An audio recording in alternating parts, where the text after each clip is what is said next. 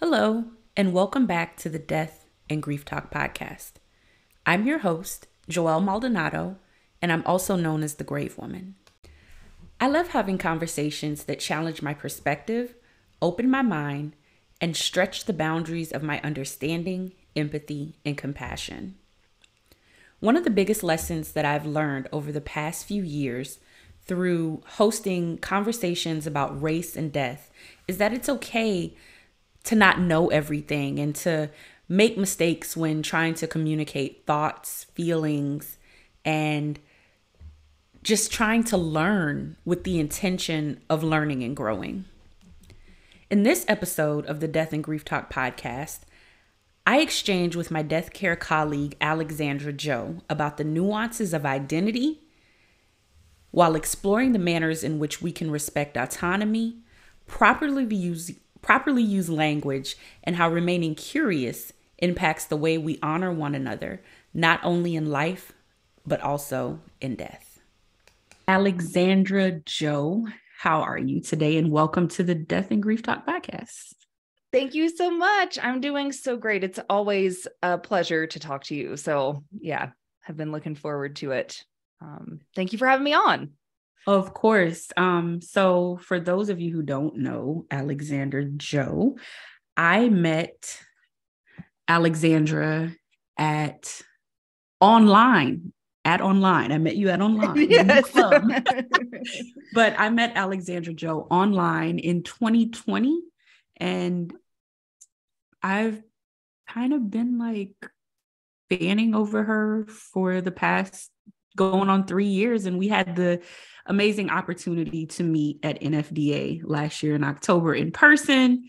Finally, and you do so many amazing things that I want you to go ahead and tell us about, but I want to make sure that we talk about something you shared with me just a few moments ago, which is coming out as non-binary, because just now trying to develop the sentence to describe how I met you, I almost said her, even though you just said that you use they, them pronouns. But before we get into that, just tell those that may not be familiar in YouTube land and in podcast land who you are. Great. Yeah. Like you said, I'm Alexandra Jo. I am the Director of Outreach and Education at a death tech startup here in Santa Fe, New Mexico called Parting Stone. So that means I do all of our educational outreach. I give presentations at conferences, at death conferences and grief and wellness conferences around the country. I make YouTube videos. I do my own podcast, which is called Death Care Decoded. And we're actually about to rebrand. So I can talk about that too. We're about to rebrand it under the Death Curious name, which is what I run socials under. And yeah, I'm extremely death curious. And yeah, I am an out and proud queer, non-binary death care professional. And I'm a certified celebrant. I got certified last year through the Insight Institute with Glinda Stansbury, which was really awesome. Yeah. And I just love talking about all things death and dying and how we can make the space better. So definitely. Well, let's jump in because I am definitely following your Death Curious page on social media. And I saw a video that you did on TikTok about things we didn't know about being LGBTQI plus in death care. And I found that video to be so important and so powerful because I learned very quickly in mortuary school that a lot of the people that I went to school with identified as something other than heterosexual, even if they didn't have a name for it. And it was almost like this secret that nobody was supposed to know because it would challenge their ability to get jobs in the profession, to be taken seriously, or just like personal fears and insecurities that they had around stigmas around sexuality and identity. So what gave you the courage not only to come out and say, this is who I am, this is what I stand for, and this is what I believe and how I identify, but how did that translate into you creating a safe space for others? Oh, okay. This is going to be a long answer. So just strap in. I mean, I have always known that I was different. You know, I was raised in Alabama in a very conservative but loving family, but it was pretty clear, made pretty clear, like my mother and my father and my grandparents' views on homosexuality. And, that was in the 90s and early 2000s. And we did not have language for genderqueer, non-binary. It wasn't until high school that I even discovered the word bisexual and was like, oh my God, I'm not broken. I don't have to choose one or the other, right? And even later in adulthood, I learned about pansexual because now we have more trans awareness. And being able to be out, even if I wasn't out amongst my family as a young person, being out amongst my peers and finding and building community, I truly believe saved my life as a young person. Feelings of isolation, feelings of like something is wrong with me, not getting the information that I needed, not knowing the language for and about myself and others. Having that community was really important, and being out allowed me to have that community. And I think the same is true and really important in our adult lives and our professional lives.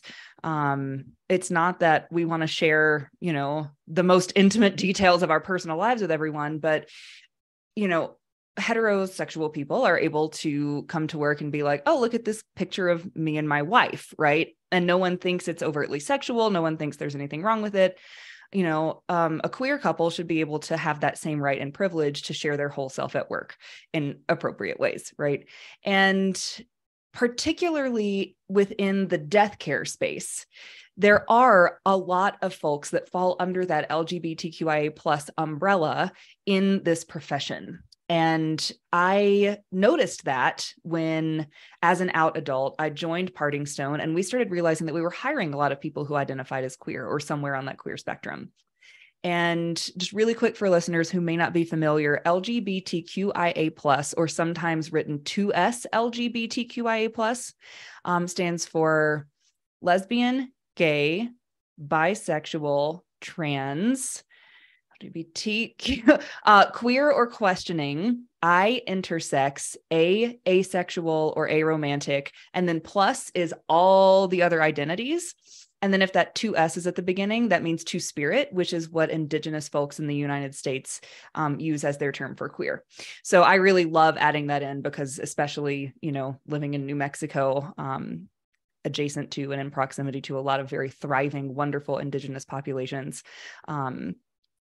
it's really important to give those folks visibility too. And on that note, I am on unceded Tewa, Tiwa, Toa, and Terrace lands in Santa Fe right now. So just giving that an acknowledgement as well. Veering off the course, but so in death care, that LGBTQIA plus umbrella encompasses a lot of people in this space. And I did some research because I was really curious about why that was. Like, why are queer? Is it just a phenomenon that we're experiencing at Parting Stone? Is there a certain reason? Is this happening everywhere? And it's true. I found a study from 2014 that was a survey of gay men and lesbian women employees. And it took data about what the most common jobs among them were, and then talked to them about why and figured out some reasons why they were drawn to those jobs.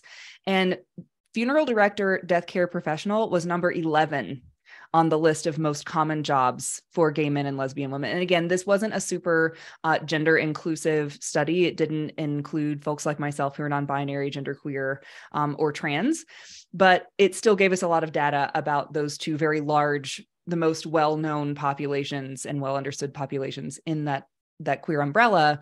And the reasons they found that jobs on that list were really popular were for two reasons. One of them was they require a high amount of emotional intelligence to excel at.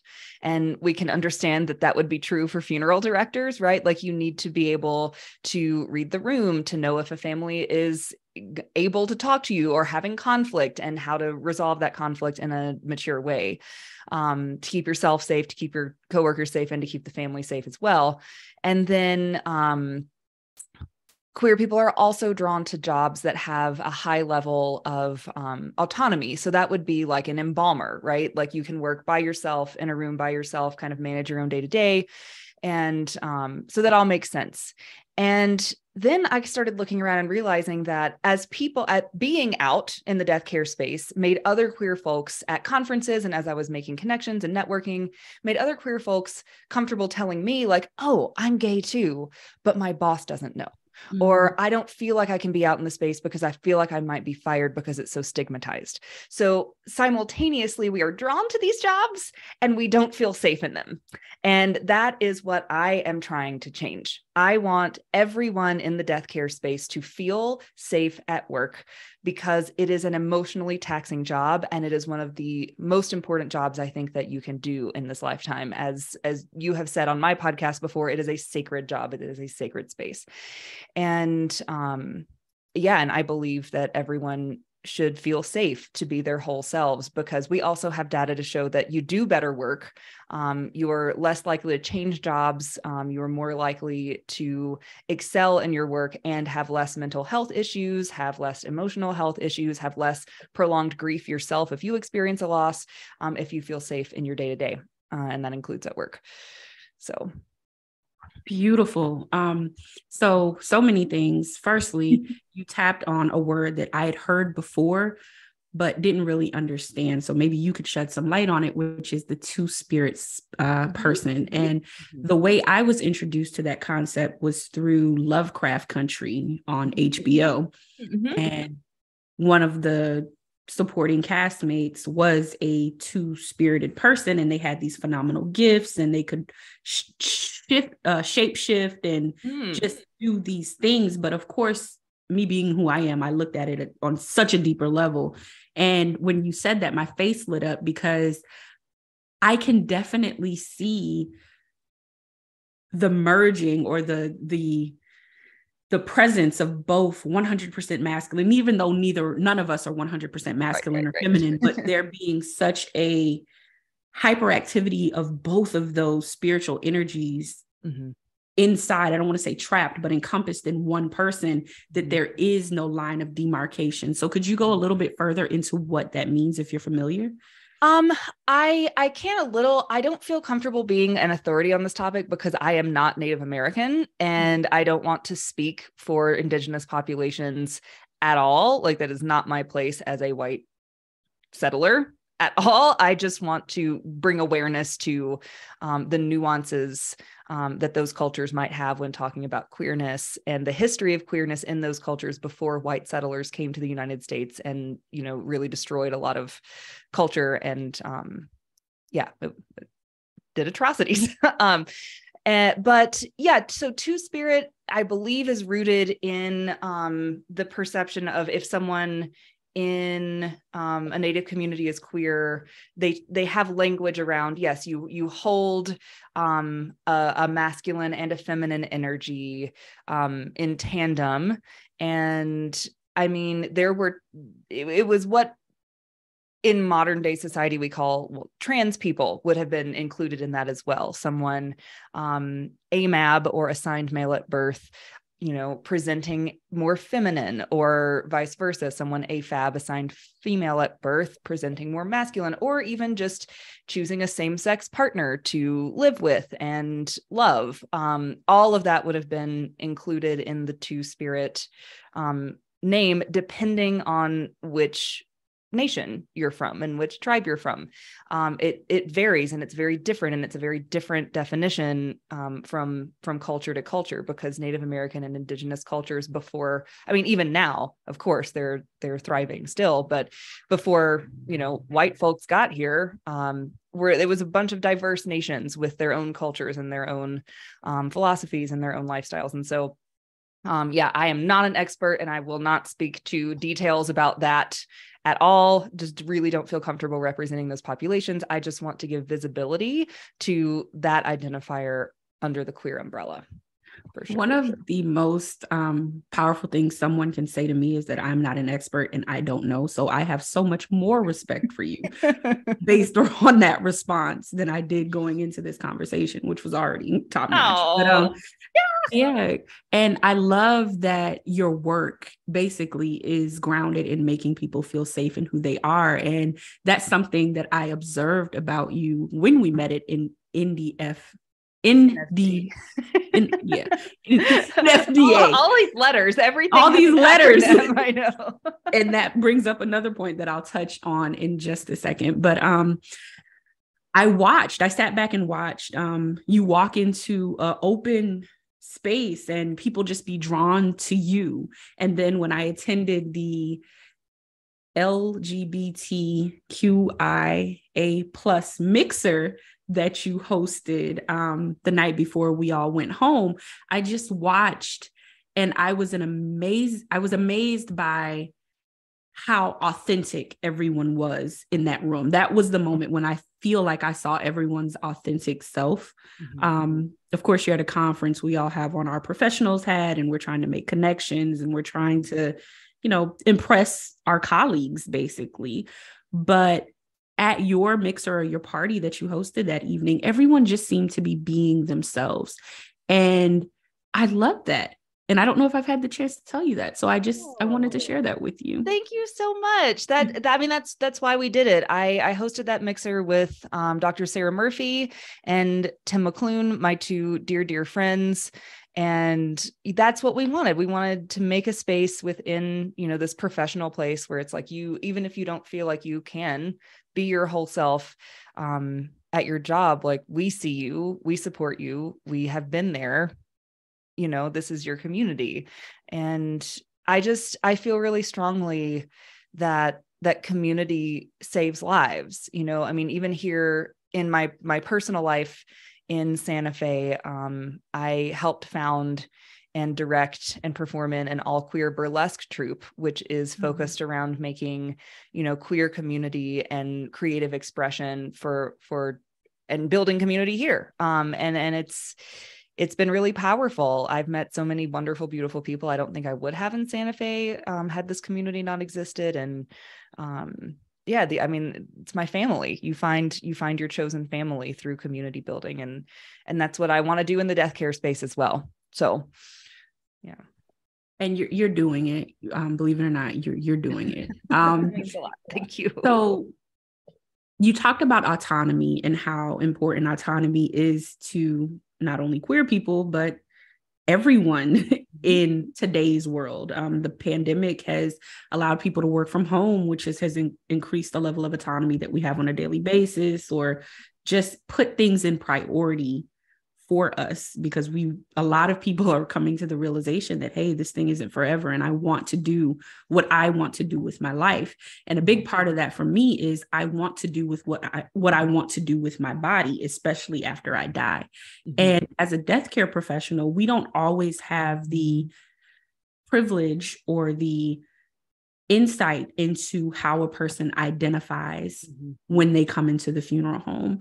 And I've been in situations, and I'm sure that you've heard horror stories about someone coming in and presenting a certain way, and then we have to remove their clothes, and we find out that they aren't what they present as. And I'm stumbling a little bit because I'm trying to be sensitive to the language. I get you. So they are how they present, right? They're not. Right. They do not identify with the gender typically assigned to their anatomy. There you go. Yes. Perfect.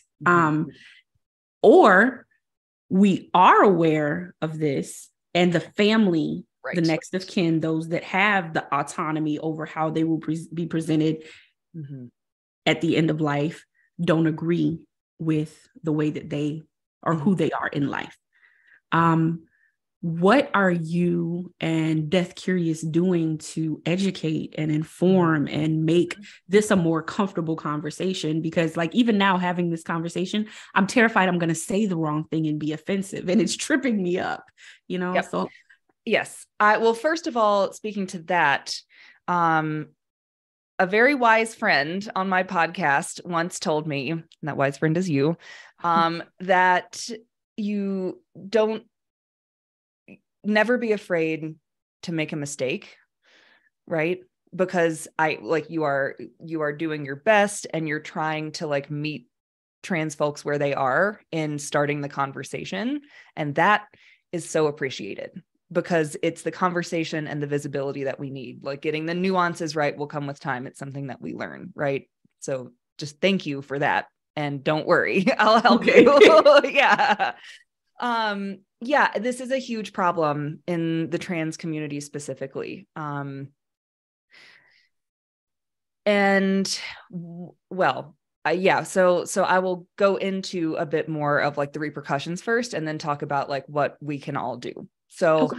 um, so yeah, if someone has not medically transitioned, which means they have not had gender affirming surgeries, or even people who are not on HRT, which is hormone replacement therapy, um, yeah, it can, if someone is not intimately familiar with the trans community and doesn't have access to the family of choice or the people who were actually closest to a trans person in their life, and like, for example, a family of origin who only knew this person pre-transition and didn't, accept them in their full identity, is who is making decisions. This person can be non-consensually degendered, which means like if let's for example, say there's a trans feminine person, someone who has transitioned into a feminine identity and has long hair and comes in a dress, and then the family insists that the hair is cut, there's no makeup, there's no nails, they're put in a suit, right? That's not honoring who that person was. And I know that funerals are for the living, right? But it's also not honoring the people who loved that person for who they were. And oftentimes, if the chosen family isn't in touch with the family of origin, people go for years, just like, where did my friend go? They're not answering their phone. They don't know that their friend has died. And we can really experience complicated grief, prolonged grief, disenfranchised grief in the queer community if like we just don't know what happens to a loved one because their family of origin doesn't want us included, doesn't want us there, or doesn't know who we are.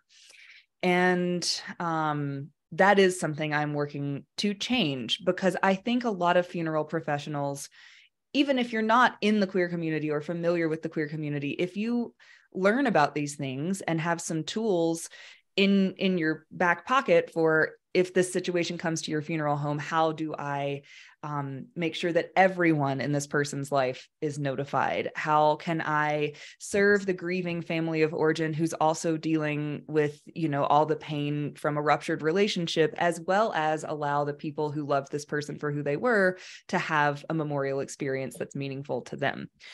This is why I highly recommend working with celebrants, because celebrants interview extensively people in the person's life and are really good at crafting ceremonies that are really honoring the deceased person for who they were. So we'll recommend that. But yeah, and in Death Curious and in my work in death care, I am working really hard to educate queer people and the queer community on the importance of having a death plan in place and all the legal documents that you need in place for who is in charge of your funeral, who needs to be notified, who you want to do what, how you want to look, what your pronouns are, all of that to be absolutely set in stone while you're alive now. It's something I've started working on for myself. I'm 35 years old.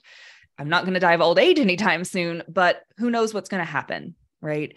And it is a passion of mine to educate as many young queer folks, as many queer folks in general as I can on what to do. And, that includes maybe making a power of attorney. Maybe that includes setting an advance directive. Maybe that includes setting like a funeral executive, which are all legal documents that you can, and it varies state by state. So look up what the rules are in your state and, go to a lawyer and get all of that in place beforehand. And then make sure that whoever is going to be your funeral home has all that on file as well.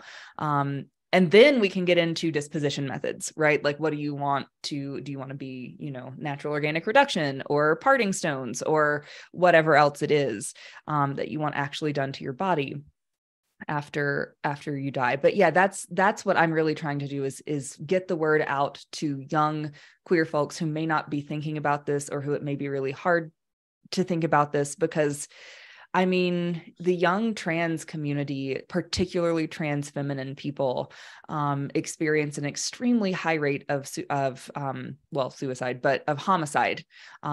It's called transfemicide.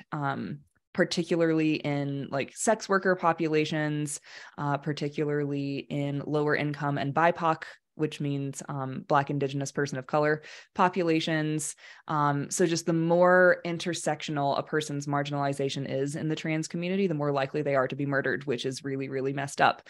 And so educating all of us on how to take care of each other, what to do if someone we love passes, that's really important.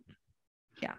I wish, and maybe there is, and you could let me know if there is, I wish there was a book that let me and other death care professionals know the correct language to use when describing anatomy. Like you said, gender affirming reconstructive surgery. I've never heard that term before. And it seems so appropriate, but I would never have thought to even structure those words together. I wish there was a resource where I could just check in, not only with myself, but then be able to communicate words of support to family and to funeral goers and my grief clientele, because this is so important. Well, Joelle, you're giving me some ideas. I hope so. I hope so. Yeah, because being so immersed in the community, I often take for granted that people know what I mean when I say AFAB, right? Assigned female at birth is inappropriate, because trans folks don't, it sometimes is very painful to be like, when he was a woman or before he became a man, because trans folks, we are who we are. Regardless of what our body is or looks like, we are who we are inside, right? And so when you were a man can be really triggering, can be really traumatizing, and can be really hurtful. So we have things like AMAB, assigned male at birth. You know, it's what you were assigned. It's not who you are. And then, we have things like, instead of calling it sex change operation, right? It's, again, that implies going from one to the other kind of willy-nilly. It's like, it's affirming who you are. Gender affirming surgery affirms who you are. And it's a lot of language and it's a lot of learning, but, you know, compassion and empathy are really, really important parts of humanity. And folks who are marginalized and folks who are stigmatized deserve that in all areas of their life. And, you know, it's the same thing as like, and like with the pronouns, right? Some people are like, I don't understand they, them pronouns. It's like, I'm not asking you to understand, just asking you to use them. It's like someone with a really complicated name. I don't understand that name, but I'm going to use it because that's who you are. And it's just about like respecting someone's humanity. So I would love to put that resource together. Maybe that's an ebook for now, but you're giving me so many ideas, because I think it would be, I think people would use it if it was out there. I think you're right. So I think it's a book and a continuing education course, or just a course period, because I don't want to say it's uncomfortable, but it's definitely a learning curve. And if we don't have information, how do we evolve? You know what I mean? Yeah, absolutely. 100%. I mean, and as someone who now is out as trans, I have an ex-partner who, when we started dating, they presented as a woman and came out as a trans man while we were together. And I'm in the community. I know the lingo, but because this person, it was like an intimate connection, I misgendered them for like the first week after they came out, because it was just habit. And they were really patient with me and I did better. Right. And it's not about never messing up. It's about intention. And it's about that effort that you put in to learn and do better. So yeah, education is the way.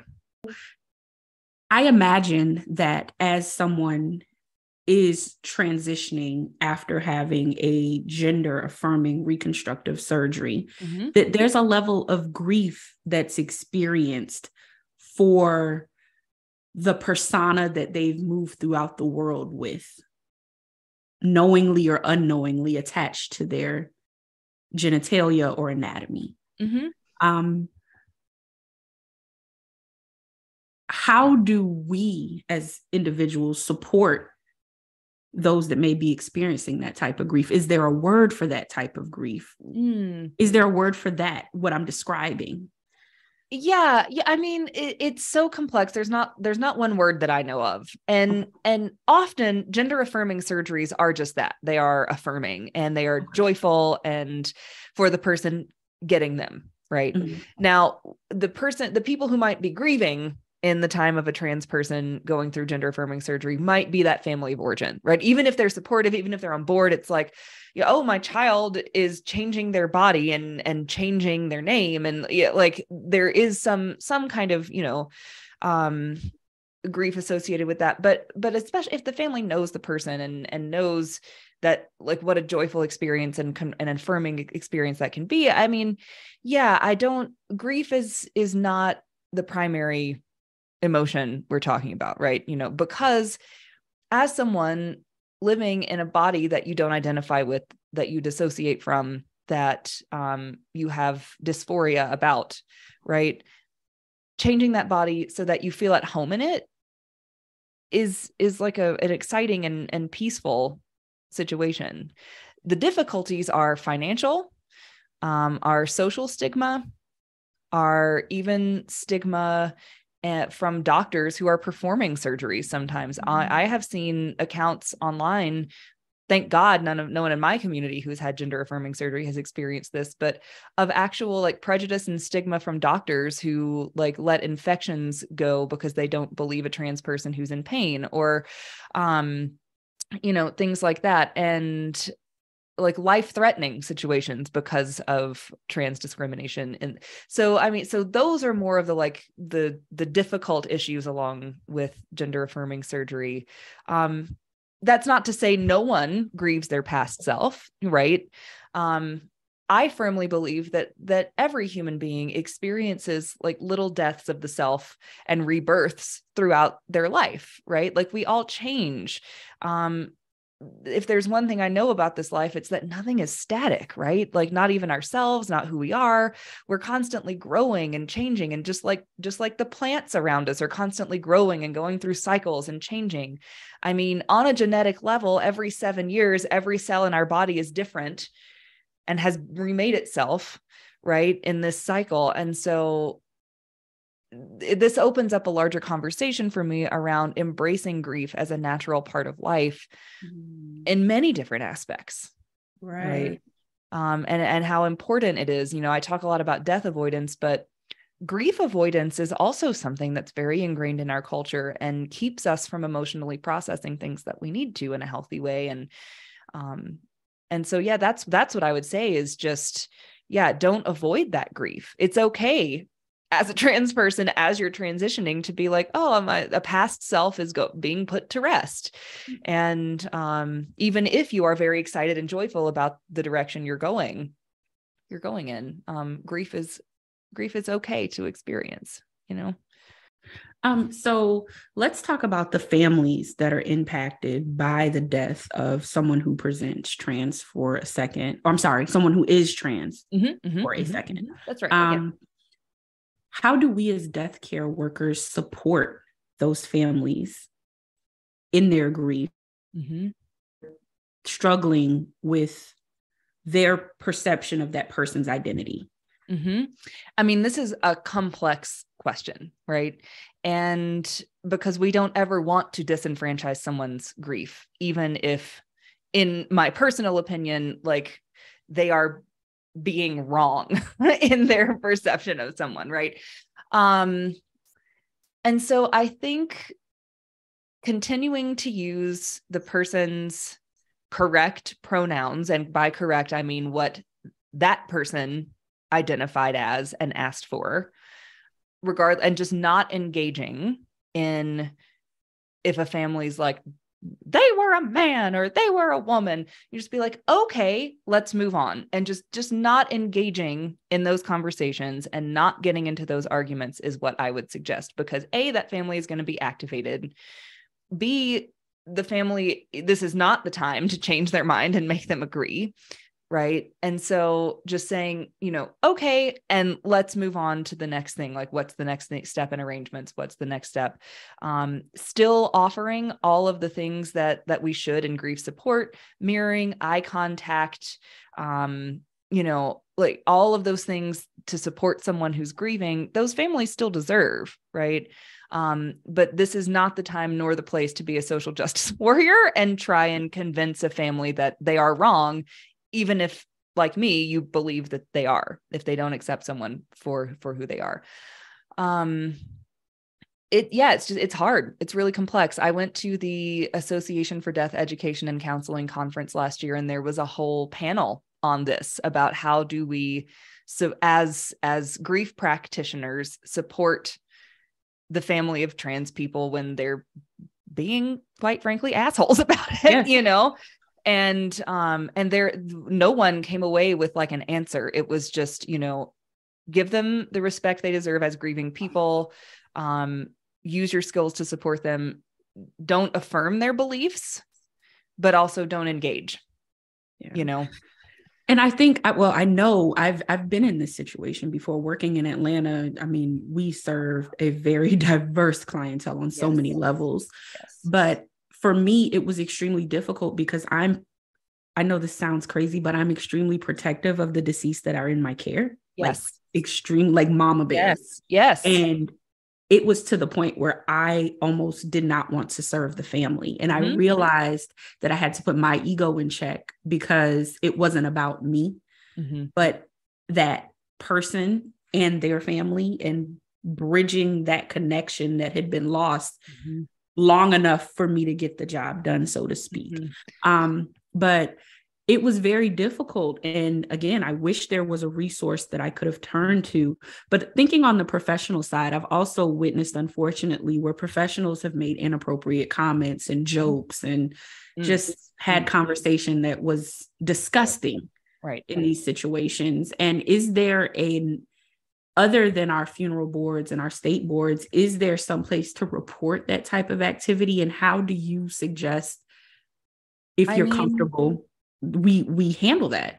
Yeah, I mean, that is a form of harassment, even if the person is deceased. I mean, it could be seen as harassment or traumatic. Like, what if one of their loved ones heard that? You know, I mean, and this is a perfect example of how the trans population and the queer population are indeed marginalized populations, right?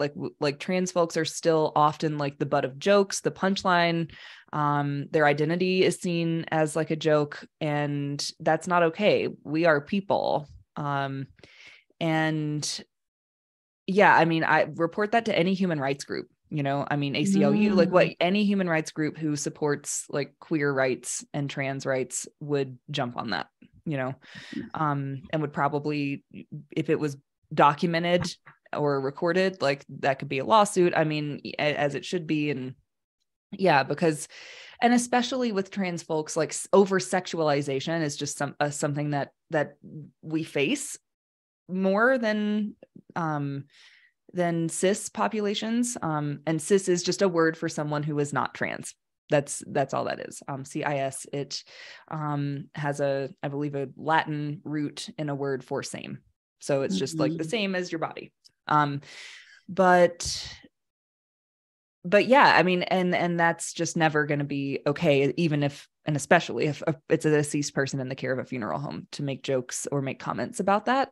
And I would recommend reporting in those situations. And, you know, and I also, you know, circling back a little bit to like your experience, like you were saying with that family, that it made you almost not want to serve them. Like, I think in that situation, you know, it would be fine to, if inappropriate comments were made, or, you know, violent or abusive comments were made, or the family was being, you know, extremely antagonistic. It's okay as a funeral professional to say like, look, I support the deceased person in their identity. I feel like it's important for us to respect them in their death and at this time. And if you're not able to do that, maybe this isn't the funeral home for you.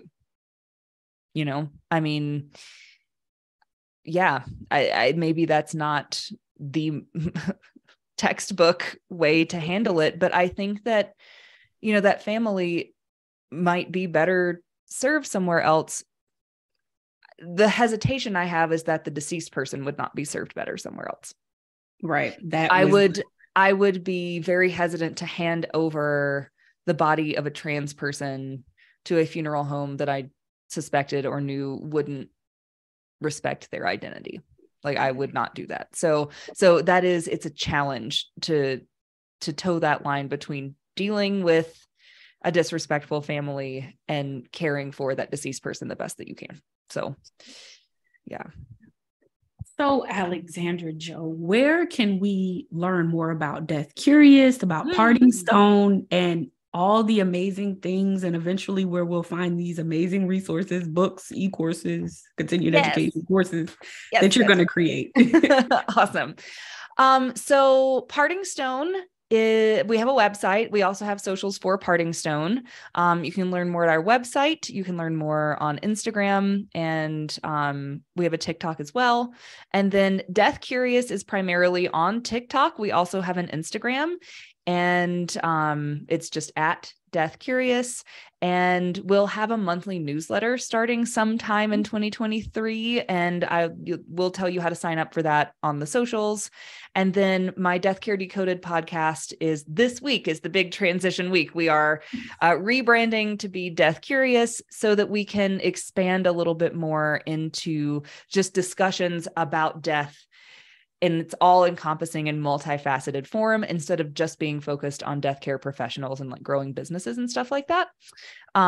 So stay tuned. The next episode is going to be that announcement and a little bit more about why we are transitioning and expanding our spectrum and our scope a little bit. Thank you so much for spending this time with me and for educating me and being so patient and open to just letting me ask questions and explore and make mistakes and fumble. Like, you have no idea how much comfortable. And I pray that our listeners find comfort and education in what you've shared. Thank you so much, Alexandra Jo. Thank you so much for listening to this episode of the Death and Grief Talk podcast. If you'd like to learn more about The Grave Woman, you can visit our website, www.thegravewoman.com. Live life, love hard. We'll talk to you next time.